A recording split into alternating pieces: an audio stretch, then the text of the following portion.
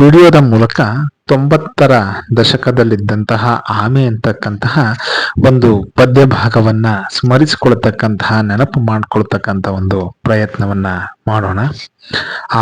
ಆಮೆಯೊಂದು ಕೆರೆಯ ದಡದಿ ಮನೆಯ ಮಾಡಿತು, ಅಕ್ಕಿಯಂತೆ ಆರಬೇಕು ಎಂದು ಬಯಸಿತು. ಅಕ್ಕಿಗಳ ಜೊತೆ ಸಂಗ ಮಾಡಿ ಆಸೆ ತಿಳಿಸಿತು. ಅಕ್ಕಿ ಹೇಳಿದಂತೆ ಆಮೆ ಕೇಳಲೊಪ್ಪಿತು. ಅತ್ತ ಇತ್ತ ಅಕ್ಕಿ ಎರಡು ಬಡಿಗೆ ಹಿಡಿದವು. ಆಮೆ ಅದಕ್ಕೆ ಜೋತು ಬೀಳೆ ಹಾರಿ ಹೋದವು. ದಾರಿಯಲ್ಲಿ ಇದನ್ನು ಕಂಡ ಜನರು ನಕ್ಕರು. ಮಾನವೋಯಿತೆಂದು ಆಮೆ ಮನದಿ ಕುದಿಯಿತು.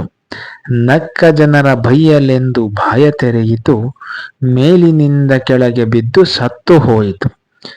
ಗಿರಿರಾಜ ಹೊಸಮನಿಯವರು ಬರೆದಿರ್ತಕ್ಕಂತಹ ಒಂದು ವಿಶೇಷ ಸುಂದರವಾಗಿರ್ತಕ್ಕಂತಹ ಪದ್ಯವನ್ನ ನಾವು ಈ ಮೂಲಕ ಈ ರೀತಿಯಾಗಿ ಸ್ಮರಿಸಿಕೊಳ್ಬಹುದಾಗಿದೆ.